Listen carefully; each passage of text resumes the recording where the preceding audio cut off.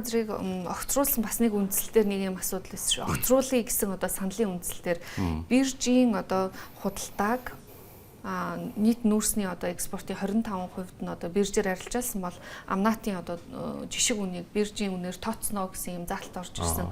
Энэ засгийн газрын тогтоол одоо хууль бус нэг компани давуу байдал олгосон ч гэдэм үү. Ийм асуудлуудыг томьёолсон байсан. Таны хувьд яг энэ салбарт олон жил ажилласан хүний хувьд энэ дээр одоо өрсөлдөөн хэр шударга байсан гэж харж байна. Хувийн хвшлийнхэн ч ер нь бирж дээр бараг зарддаг юм дөө.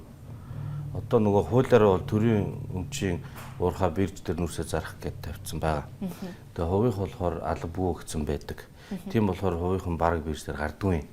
Тэгэхээр одоо 10% хүрэхгүй гарч байгаа юмыг 25 болгоно гэдэг бол муу биш. Тэр 25% даач биш ер нь үндсэн санаа нь бол амнаатын нөөцийн төлбөрийг тооцохдоо Монголын биржийн үнээр тооцно гэж орсон байгаа шүү дээ, тийм ээ. Тэгвэл тэрийгэ тооцохын тулд бирж рүү татаж оруулах гэдэг чинь нөгөө орж өгөхгүй байгаа компаниудыг бирж дээр заруулах гэдэг. Амнатыг урд нь олон жилийн турш юу яаж авч ирсэн гэхээр монголчууд ингээд уурхаа амнаараа гэрээ байгуулад нүрсээ зарчлаа.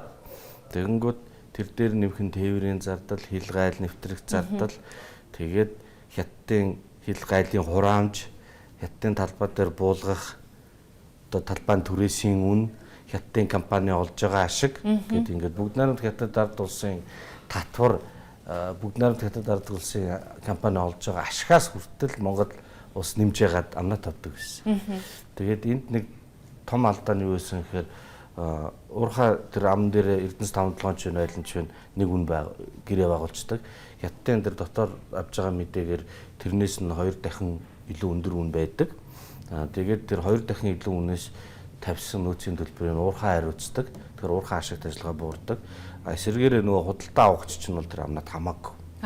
Тэгэхээр гол мөнгөн дүн ашиг нь уурхаа руугаа биш нөгөө тээвэр худалдаа авахчийн логистик руу шилжээд тэндээ том ашиг нь эргэлдээд тэгвэл тэр нь татвар төлдөггүй.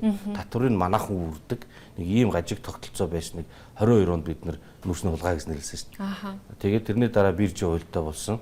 Биржийн үн тогтвортой байхад бол биржээс амнат тооцоход бол буруу зүйл байхгүй гэж бодож байна. Цаашдаа бас энийг дэмжих зүйтэй. Тий. Тэгээд ер нь Монгол улс өөрийн гэсэн үнэтэй байх хэрэгтэй. Нүүрс зардаг улс болгон үнийн индекс гаргадаг. Индонез байна, Австрали байна, Америк байна, Хятад байна, Орос байна. Монголын орлогын хамгийн гол бүрдэл хэсэг нь нүүрс. Тэгээд Монгол өөрийн гэсэн үнийн индекс байхгүй, үнийн бодлого байхгүй. Магадгүй тэр нь манай бирж дээр тогтох ёстой. Манай бирж дээр тогтох ёстой. Тэр дундаа. Ирэх 5 жилийн одоо 15 дугаар 5 жилийн төлөвлөгөө гэж сая бүгд найрамд хотод ард улс урьдчилсан байдлаар танилцууллаа. Тэгээ энэнд бол нүүрсний экспорт, импортынхоо хэмжээг бол бууруулахгүй байх юм одоо эхний урьдчилсан мэдээллүүд байна. Ер нь зөвхөн цаашдаа Монгол улсын хувьд яг энэ одоо түүхийн эдээс хамааралтай эдийн засгийн бүтцийг ямархуу байдлаар төсөөлөх нь одоо төлөвлөх нь зөв юм бэ? Хоёр зүйлээр нэгдүгürt нь хятадын эдийн засгийг бид нар мэдээж 5 жилийн төлөвлөгөө нөө 10 жилийн харж явах ёстой. Хятадын эдийн засаг нөгөө эрчимтэй аж үйлдвэржилтийн фаз нь өнгөрөөд одоо хэрэглээний дараагийн нөгөө технологийн салбар руугаа илүү эдийн засаг шилжиж байгаа. Энэ утгаараа айхтар том нөгөө коксын гангийн ингээд өсөлт бол эрхчлэл байхгүй. Гэхдээ нөгөө талдаа тэр улсын чинь хэрэглээ нь өөрөө дэлхийн тал учраас нүүрсний хэрэглээ, гангийн хэрэглээ дид үтэж багаслаа гэд манад нөлөөлөхгүй. Бидний үйлдвэрлэл чинь жоохон баггүй. Тийм болохоор тэр том улсын эдийн засаг дэх өөрчлөлтийг хараад за одоо нүүрсний хэрэглээ буурах юм байна энэ гэж сэтгэлээр унах шаардлага ерөөсөө байхгүй. Тэгэхээр Монгол улс бол ирэх жилүүдэд нүүрсээ экспортлно. Дид үтцээ бид нар сайжруулна. Биржийн худалдаа нэмэх хэрэгтэй байна. Бирж эхэлсэн. Бирж бол явах ёстой. Тэрийг харин нөгөө найдвартай цаг хугацаанд нь хөргөж өгдөг хатууд дид үтц.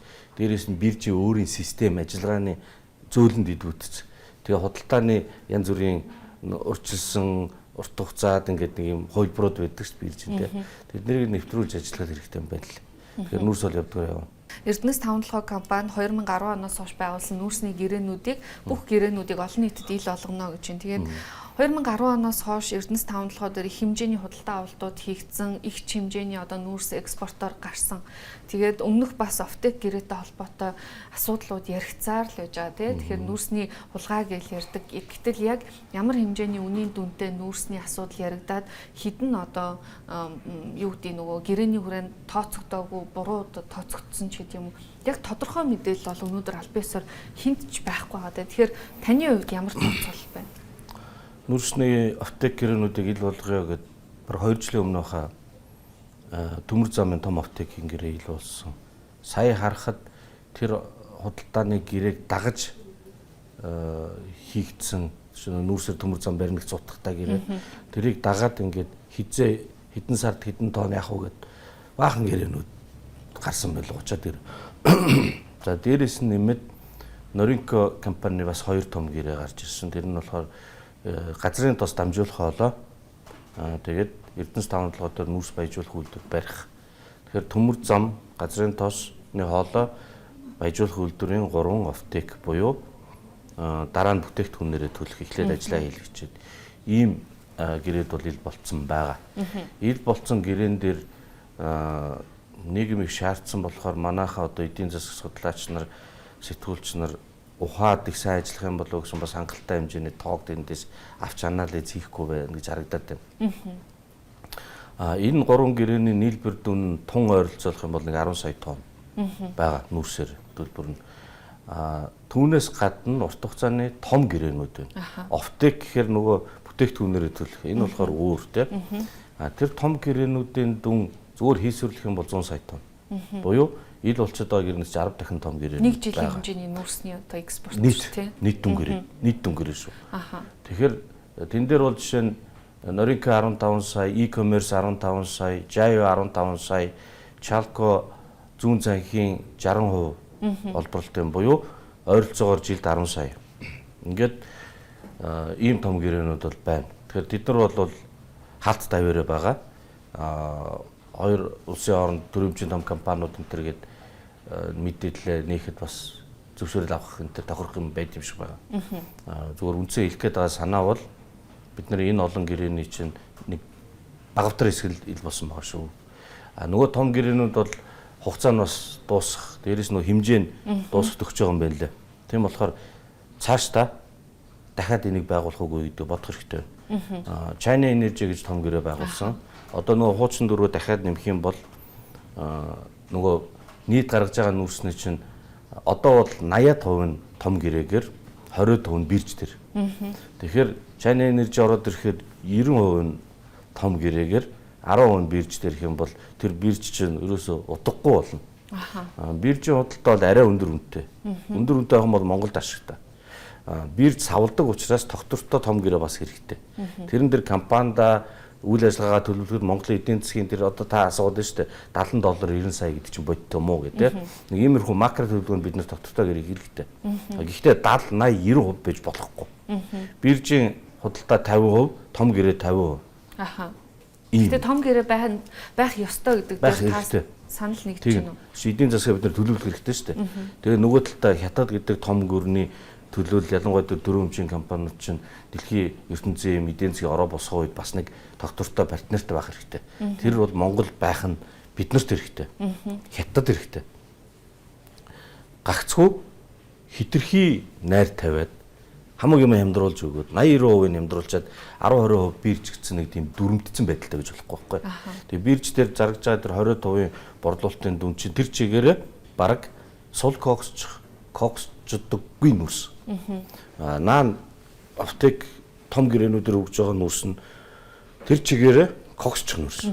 Буюу 80%, 70-80% коксчих нүрс одоо гарч байгаа. Энэ бол сорчлолт. Тэгэхээр энийг бид нар цаашдаа ингэж явуулж болохгүй. Тийм болохоор ер нь үндсэн бодлого бол окей том гэрээ байх хэрэгтэй. Гэхдээ энэ 70-80 биш 50% байна шүү. Бирж 10-20% биш 50% байна шүү. Ийм харьцааг л Монгол барьж явах нь эдийн засгийн хувьд ч тэр үнийн хувьд ч тэр бас нэг үндэсний эрх ашигаа бодсон хөршөө хүндэтгсэн тэгжээж тогтвортой ажиллана. Тэгэхгүй хит нэг тал руугаа дамгаасан тэр нь хаалттай ингээд нийгмийн хил амжиг яадаг тэн дээр нэлээд хулгай жилгээ яригдаг. Инх юм бол салбар нь өөрөө тогтворгүй партнертай эргэлзээтэй Тэгээд янз бүрийн юм гарна, гэрээ цуцлна. Ингэх юм бол чи ямар нэгний доктортой харилцаа авах тийм ээ. Дийл тод байдал доктортой харилцаа хоёр бол тэгээд харилцаа ашигтай, шудраг, баланс бол ер нь доктортой худалдааны үндэс.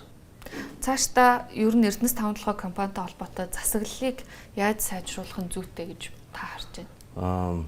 Төрийн өмчийн уул уурхайн компани гэдэг бол засгийн газрын томилгоогоор ингээд удирдлагын шийдэгддэг. Засгийн газар гэдэг маань үндсэндээ нам. Манай юм тогтолцоотой газар, сонгуульд ялсан нам, эсвэл хамтарсан засаг. Тэгэхээр намын дарга нар тэр компанийг мэднэ. Тэр нүүрсний худалдаа энэ тэр юм дээр чинь намын дарга нар шийдвэр гаргаж оролцсноо л гэсэн үг цаад утгаараа. Тэгээ эн чинь нөгөө хулгайн системийг л бий болгоод тэрэндээ ингээд тэр дарга нь байна уу эсвэл томилсон дарга нь байна уу тэр нь бол хоёрдугаар асуудал. Тийм болохоор бид нар төрийн өмчөөс улс төрчдийг, намуудыг холдуулах хэрэгтэй. Нам тэнд парламентэд бодлого хэлцэж хууль эрх зүйн орчныг яах ёстой болохоос тэнд 8-8-нд оролцоод байх юм бол бүтэхгүй.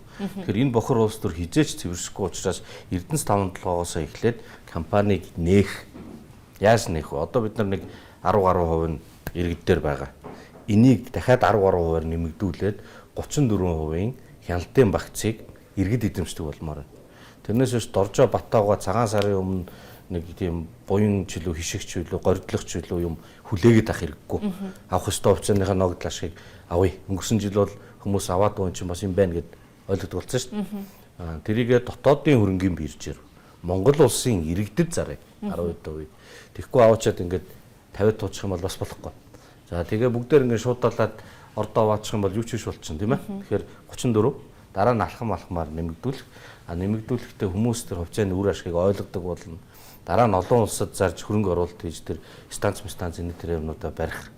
Ингэж явсаар байгаа төрийн оролцоог эсэргээрээ 51-ээс доош болгож иж энэ хулгай зэлгийн асуудал цаанаа улс төр намын төлөвшил. Намын төлөвшлийн цаана Монголын парламент ардчлалын бэхжих асуудал яригдана гэж бодож байгаа.